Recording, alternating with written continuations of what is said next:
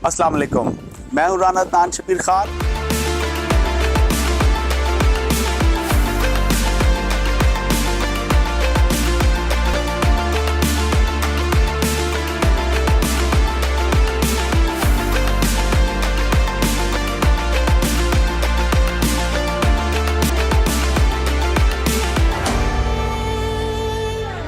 السلام علیکم، میں ہوں رانا عدنان شبیر خان اور آپ دیکھ رہے ہیں نوائے فکر۔ جڑاوالا میں توہین مذہب کے 2 مرکزی ملزمان گرفتار کر لیے گئے اور اس شخص کو بھی گرفتار کر لیا گیا جو جلاؤ گھراؤ کو اکسانے میں ملوث تھا۔ مسجد میں اس نے اعلان کر کے لوگوں کو اشتعال دلایا اور گرجا گھر پر حملے کے لیے اکسایا۔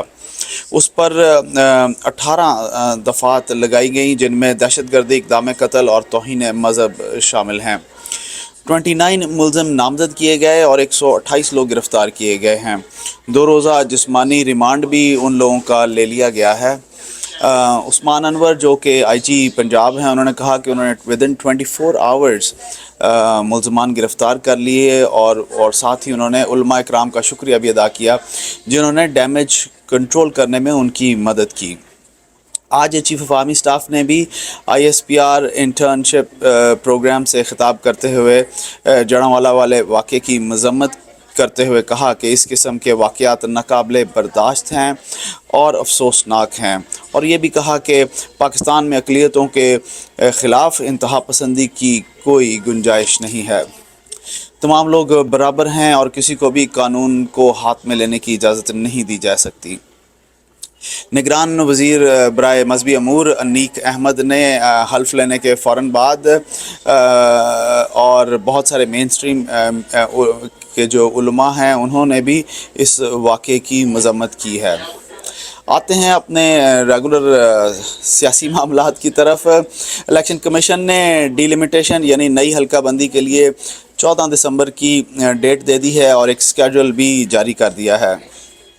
اس اگر سکیجول کو ہم دیکھیں تو پھر تو ہمیں راجہ ریاض صاحب کی بات سچی ہوتی نظر آ رہی ہے کہ جناب الیکشن مڈ فیبرری میں ہوں گے۔ چلتے ہیں احمد کے پاس اور ان سے پوچھتے ہیں کہ وہ اس بارے میں کیا سوچ رکھتے ہیں۔ جی احمد۔ جی السلام علیکم رانا صاحب، الیکشن کمیشن نے نیا شیڈیول دے دیا اور اس شیڈیول میں جو ڈی لمیٹیشن یعنی نئی حلقہ بندیاں ہونا جو ہے نئی مردم شماری کے مطابق اس میں جو ٹائم دیا گیا ہے وہ دسمبر کا دیا گیا ہے، 14 دسمبر کا۔ تو اس کا مطلب ہے کہ الیکشن 14 دسمبر تک نہیں ہو سکتے۔ نئی حلقہ بندیوں کے بعد مہینہ 2 مہینے لگا لیں تو فروری جو راجہ ریاض صاحب نے جو ٹائم دیا تھا کہ فروری میں الیکشن ہوں گے تو فروری تک الیکشن ملتوی سمجھے، نمبر 1۔ نمبر 2، جو پہلے ہم باتیں سنتے آ رہے تھے کہ اب الیکشن نہیں ہونا اور الیکشن ملتوی ہوتا جائے گا، اب اس میں تھوڑی سی صداقت ضرور لگتی ہے۔ صداقت اتنی زیادہ بھی نہیں ہے چونکہ ایک پروسیس ہے اور پروسیس کے تحت آپ الیکشن آ کے لے کے جا رہے ہیں اور نئی حلقہ بندیاں آ جائیں گی۔ اکتوبر نومبر کر لیں، نومبر دسمبر جنوری فروری، اکتوبر میں ہونے تھے، اب 4 مہینے آگے گئے تو 4 مہینے انف پیریڈ ہے۔ میرا خیال ہے کہ بہت زیادہ آگے بھی نہیں ہے، سردیاں آ چکی ہوں گی اور میرا خیال ہے کہ اگر اس وقت تک تھوڑی سی ری الائنمنٹ ہو گئی ہو سیاسی طور پہ، ذہنی طور پہ، اب جو کہہ لیں کہ سچویشن بنتی نظر آ رہی ہے، اس سچویشن میں پی ٹی آئی بہت بیک فٹ پہ ہے، نون لیگ بہت فرنٹ فٹ پہ ہے، لیول پلینگ فیلڈ نظر نہیں آ رہا۔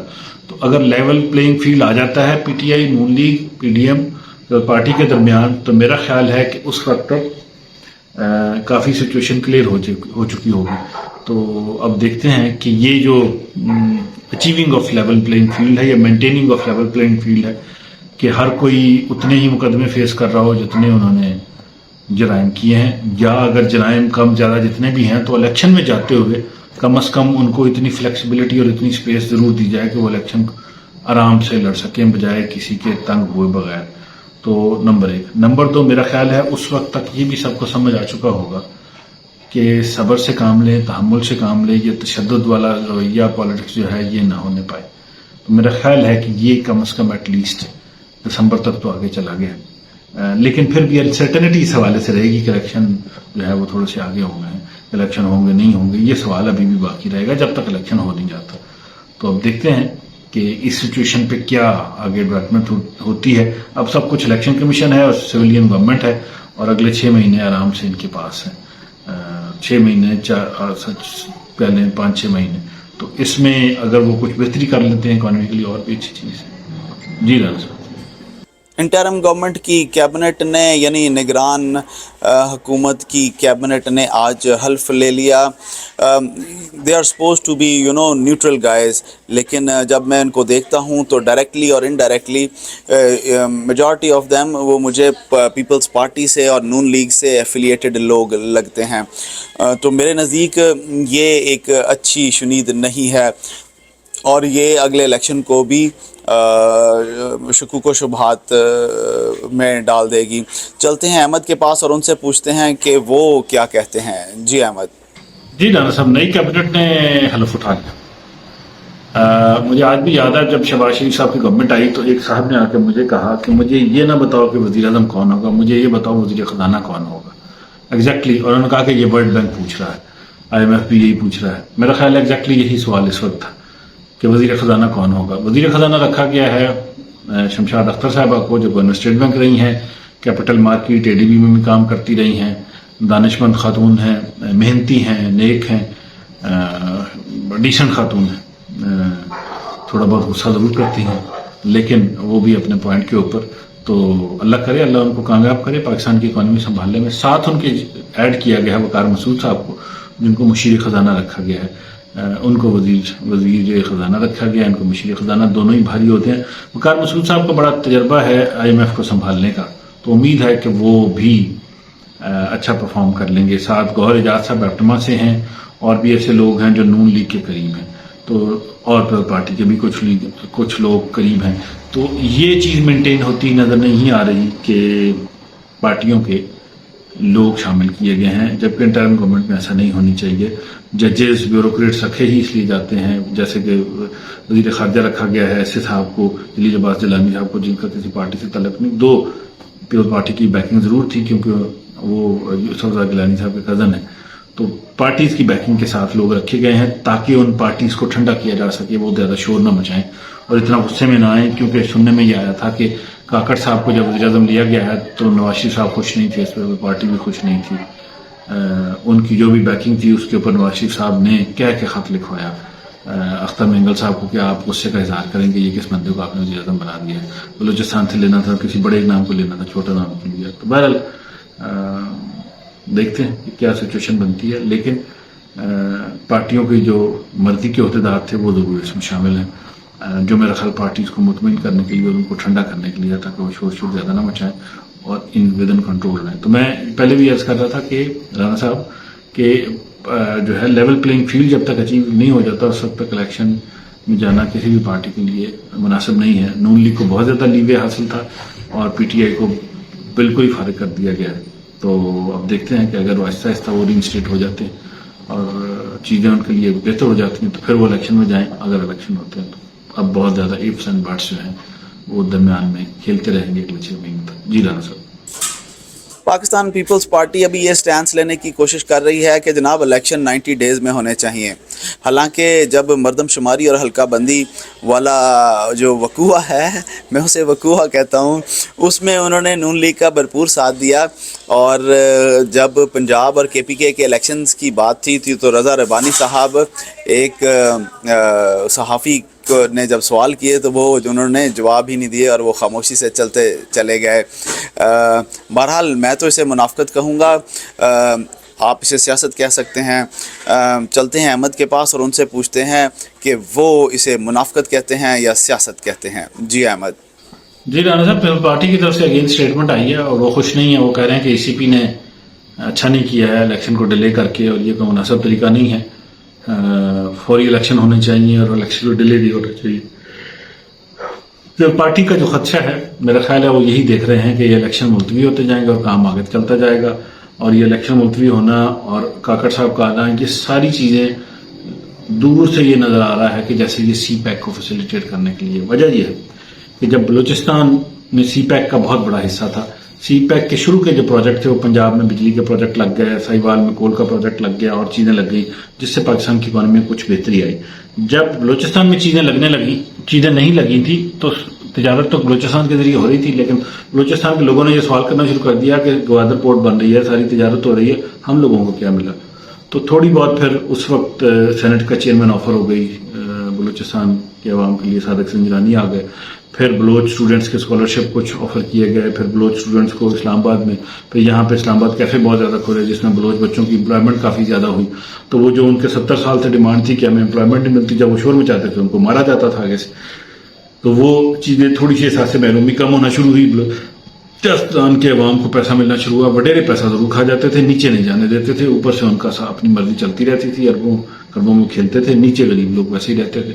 तो वो अब नीचे वाले जो थे उन्होंने कहना शुरू किया कि हमें भी दिया जाए, तो उसके लिए फिर प्रोजेक्ट और बाकी चीज़ें लॉन्च की जा रही हैं। जो वज़ीर आज़म भी आए हैं, तो मेरा ख्याल है कि ये 5-6 महीने टिका के काम करेंगे बलूचिस्तान के अंदर। अगर वो 5-6 महीने में कुछ अच्छी सड़कें, कुछ अच्छा कुछ दे जाते हैं बलूचिस्तान के अवाम को, तो एक बहुत फ़ायदेमंद चीज़ होगा कि केपी जो बलूचिस्तान सबसे पसमानदा सूबा है और जो साउथ पंजाब है वो भी सबसे पसमानदा एरिया बनता है। तो इन दो एरियाओं के लिए बहुत काम होने की ज़रूरत है। बलूचिस्तान के लिए बहरहाल हो जाए, डैम बन जाए, लोगों को रोज़गार मिल जाए और चीज़ें मिल जाएँ, तालीम अच्छी हो जाए, मौके अच्छे हो जाएँ।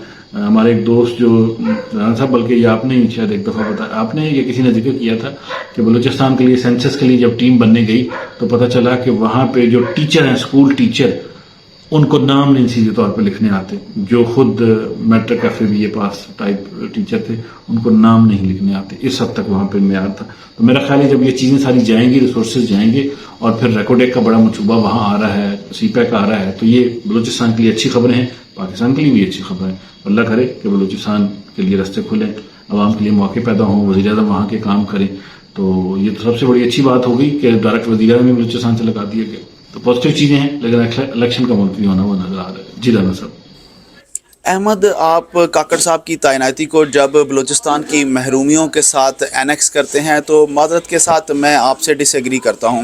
मैंने एक बहुत लंबे अरसे तक बलूचिस्तान में सर्व किया है और वहां पर फ़ौजी काम तो बहुत किए हैं, उसके साथ साथ इन 8 to सिविल पार भी काफ़ी सारी ड्यूटियां सर अंजाम दी हैं, जिनमें इलेक्शन और मरदमशुमारी भी शामिल हैं।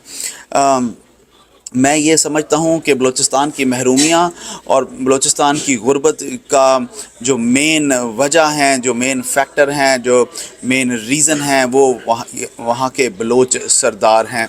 ये बलोच सरदार हुकूमत और आवाम के दरमियान एक स्पंज का काम करते हैं, यानी ऊपर से जो भी पैसा आता है, जो भी तरक्याती कामों की आते हैं, वो ये स्पंज अपने अंदर ही एब्जॉर्ब कर लेता है और उसको नीचे अवाम तक जाने नहीं देता।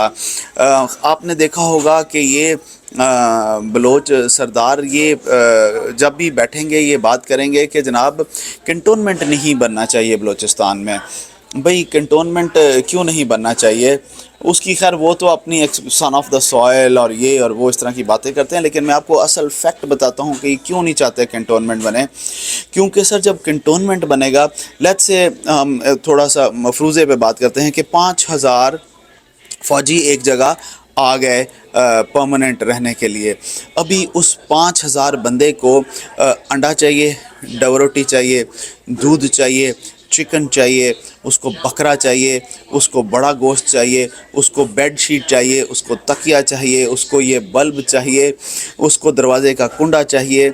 सो कहने का मतलब ये है कि जो लोकल बिजनेसमैन है, लोकल स्किल्ड लेबर जो है, उसको काम मिलना शुरू हो जाएगा। जब उसको काम मिलेगा तो वो सरदार की सरपरस्ती से बाहर निकल कर काम ढूंढता है, जब तो वो इंडिपेंडेंट हो जाता है, वो डायरेक्ट फ़ौजियों से रब्ता करना शुरू करेगा। उसको जो सब्ज़ी फ़रोश है, अगर 5000 बंदे को खाना नाश्ता देना है, दोपहर का खाना देना है, रात का खाना देना है, उनको आलू चाहिए, टमाटर चाहिए, गोभी चाहिए, कद्दू चाहिए, उनको वो सारा कुछ जब वो चीज़ें मिलनी शुरू हो जाएंगी तो वो बग़ैर सरदार की सरपरस्ती के वो उसको जब बेचना शुरू कर देंगे तो सरदार की ग्रिप कमज़ोर होती चली जाएगी। और सबसे जो दूसरा बड़ा फैक्टर ये है कि फ़ौज जब भी वहाँ जाएगी बलूचिस्तान के अंदर तो वो जनाब सबसे पहले सड़क बनाएगी।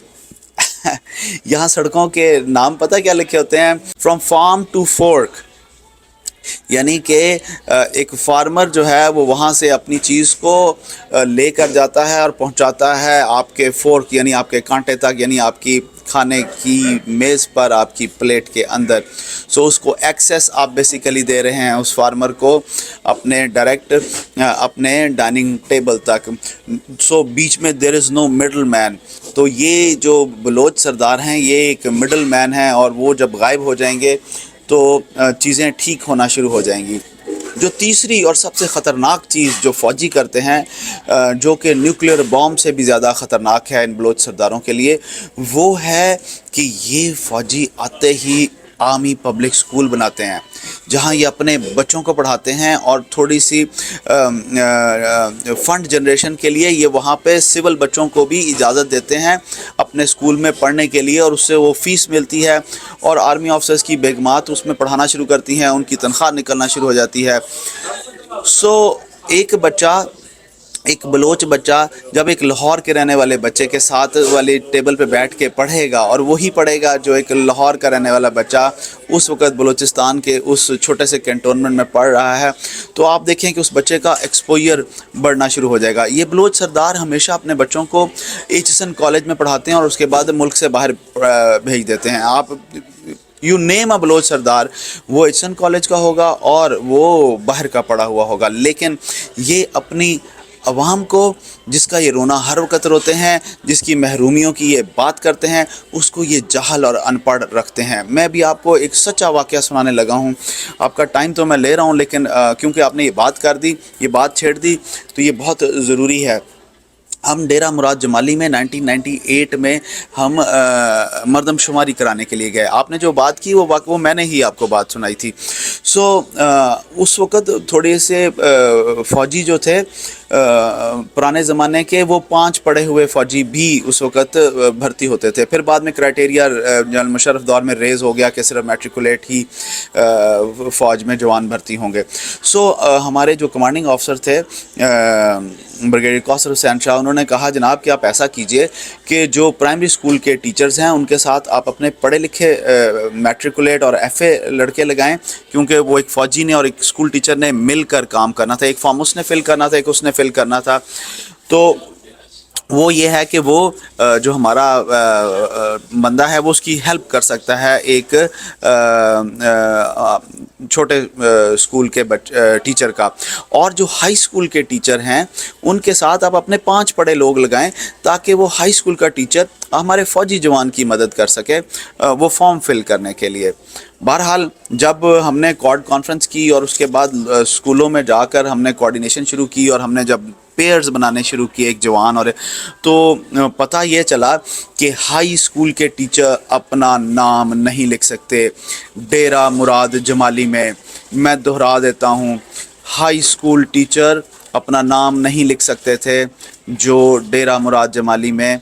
तो वो बंदा क्या पढ़ाएगा और उसके स्टूडेंट क्या पढ़ेंगे? ज़ाहिर है वो घर बैठ के तनख्वाह ले रहा था, और वो स्कूल भी बिल्डिंग थी, लेकिन उसमें ज़ाहिर है स्टूडेंट भी नहीं आ रहे होंगे।